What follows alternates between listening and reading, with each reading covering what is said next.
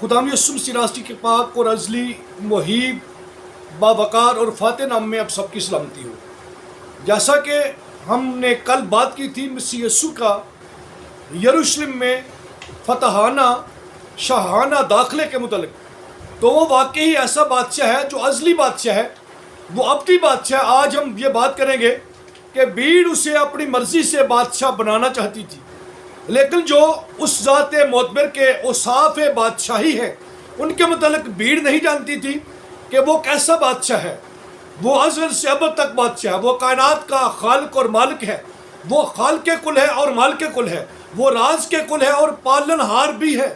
ایسا بادشاہ جو عظیم بادشاہ ہے، وہ انوکھا اور الگ تھلگ بادشاہ ہے، اس سے ایسا نہ کوئی تھا، نہ ہوگا اور نہ ہی کبھی ہم اس کے متعلق سنیں گے، اس لیے کہ وہ بادشاہ پر اختیار کل رکھتا ہے، اس لیے وہ انوکھا بادشاہ ہے۔ وہ عجیب بشیر خدا قادر اور سلامتی کا شہزادہ ہے۔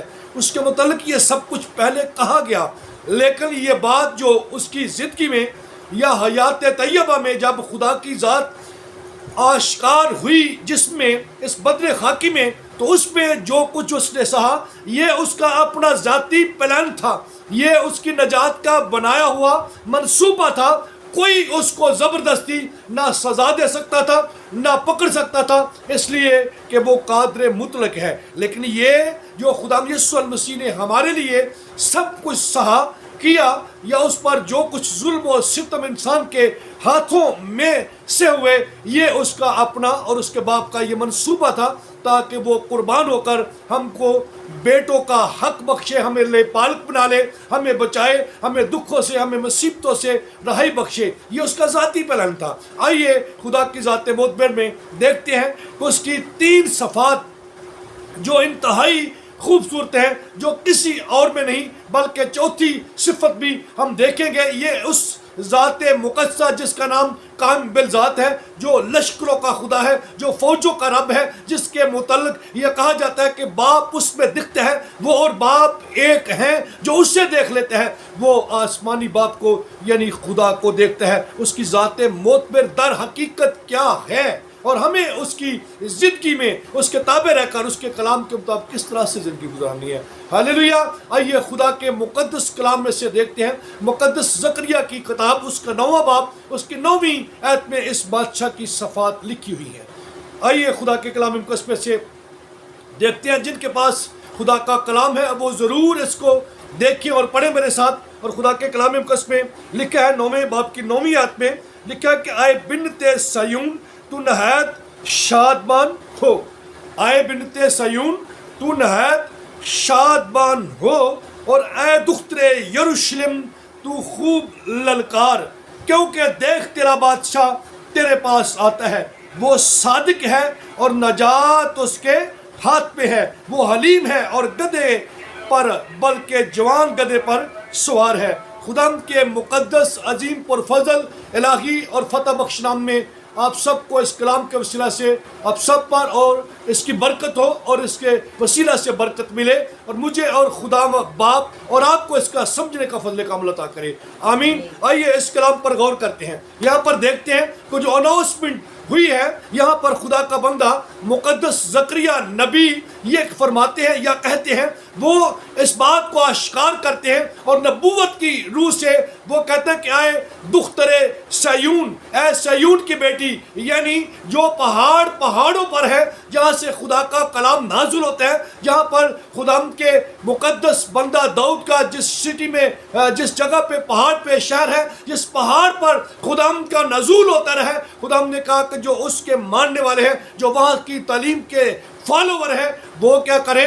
شادمان ہو۔ اور پھر لکھا کہ دختر یروشلم تو کیا کہا؟ خوشی سے للکار ہیلیلویہ کے نعرے بلند کرو۔ اور یہی کچھ خدا یسوع المسیح کے استقبال کے لیے ہوا۔ نوجوان لڑکوں نے للکار کر یہ کہا، ہوشنا، مبارک ہے وہ جو خداوند کے نام سے آتا ہے۔ تو اگر زبور 118 اس کی 26 آیت کو دیکھیں تو وہاں پر خدا یسوع المسیح کے متعلق جو نعرہ لگا کر یسوع مسیح راسی کی ثنا کی گئی، اس کی تعریف کی گئی، اسے وڈیایا گیا، اس کی حمد و سنا کہ اس کے حضور میں نذرانے پیش کیے گئے تو خدا کا کلام یہ سکھاتا ہے اس سے پہلے کہ یہ وقوع پذیر ہو، مقدس داؤد جو ہے اپنے زبوروں میں بیان کرتے ہیں کہ وہ مبارک ہے جو خدا کے نام سے آتا ہے۔ اگر لوکا کے انجیل کو دیکھو تو اس کے 40ویں آیت میں لکھا ہے کہ لوگ جو تھے وہ خدا یسوع المسیح کا استقبال کرتے ہوئے یہ کہتے ہیں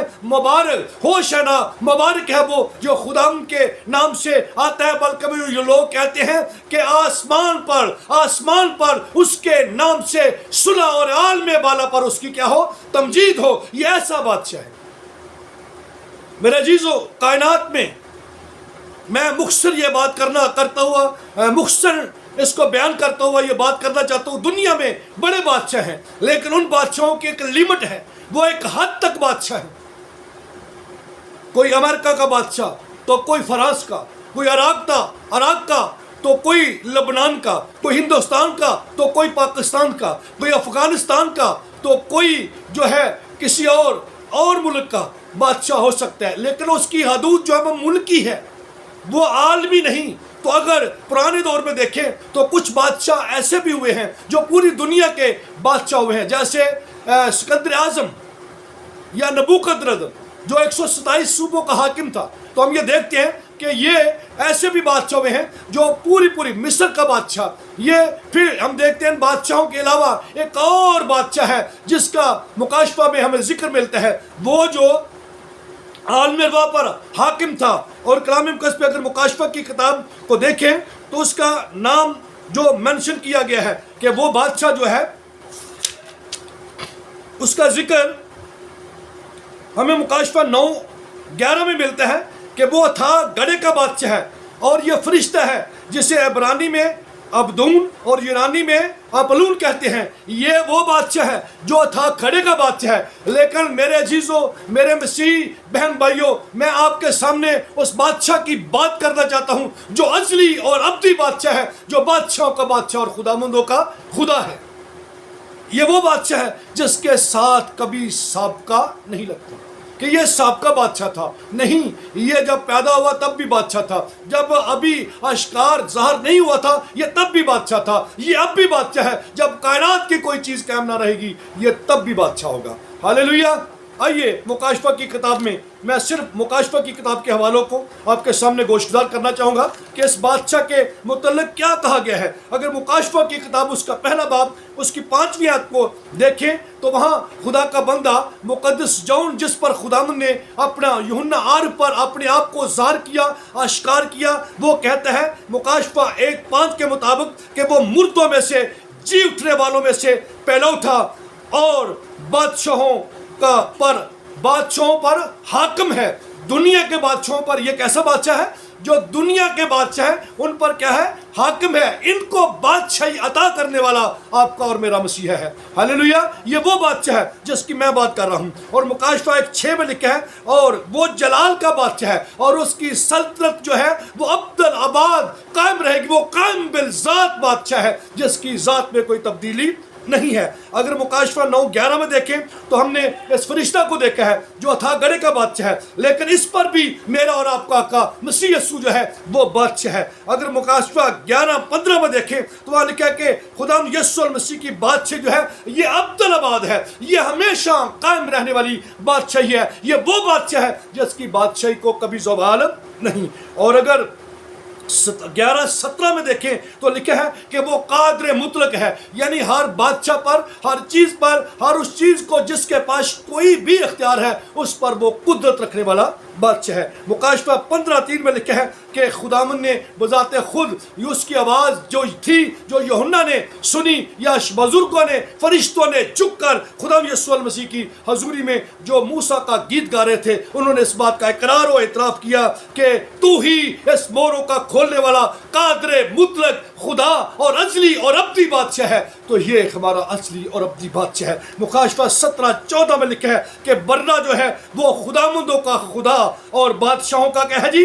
بادشاہ ہے۔ مکاشفہ 19:6 میں لکھا ہے کہ وہ ساری جو بھیڑ اکٹھی تھی وہ چلا کر یسوع مسیح ناصری کی تمجید کرنے لگی اور کہا ہیلیلویا، خداوند ہمارا خدا قادر مطلق ہے، یعنی قدرت اور جلال کا بادشاہ ہے۔ مکاشفہ 19:16 میں لکھا ہے کہ اس کی ران اور پشاک پہ لکھا ہوا ہے کہ وہ بادشاہوں کا بادشاہ اور خداوندوں کا خدا ہے۔ مکاشفہ 26:4-6 میں لکھا ہے کہ یہ ایسا بادشاہ ہے جو جب آئے گا تو آسمانوں پر اپنی کلیسیا کو اٹھائے گا تو 1000 سالہ بادشاہی کرے گا اور اس کے مقدس لوگ اس کے ساتھ بادشاہی کریں گے۔ مکاشفہ 21 باب میں پھر ہم دیکھتے ہیں خدا کے کلام اقدس میں 21ویں آیت میں لکھا ہے کہ وہ بادشاہ جو ہے اس کی شان و شوکت اتنی لازوال ہے، قائم بالذات ہے، اس کے سامنے کوئی کھڑا نہیں ہو سکتا، بلکہ زمین اور دنیا کی انتہا کے بادشاہ اس کے حضور میں نذرانے لے کر آئیں گے اور اپنے سروں کو یسوع ناصری جو برہ بنائے عالم سے پیشتر ذبح کیا ہوا ہے، جس نے قوموں کو، قبیلوں کو، امتوں کو قربان ہو کر خرید لی ہے،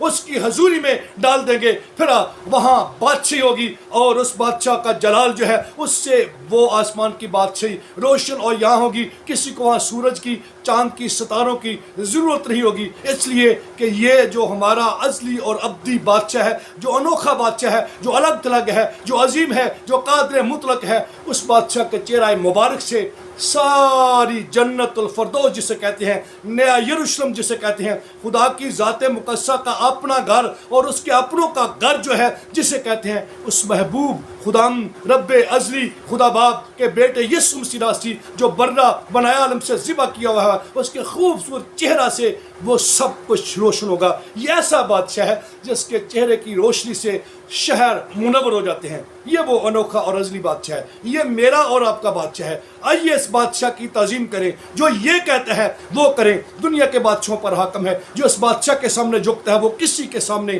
نہیں جھکتا۔ یہ بادشاہ انوکھا ہے، اس لیے شفا بھی اس کے پاس ہے، نجات بھی اس کے پاس ہے۔ لیکن میں آخر میں یہ بات ضرور کرنا چاہوں گا جو مقدس زکریا نے کہی، ان باتوں پہ یہ بات کروں گا کہ پہلی بات کہ ہمارا خداوند جو ہے وہ صادق ہے، اس کی زندگی میں کسی قسم کی چھل نہیں، وہ سچا اور ازلی اور ابدی بادشاہ ہے۔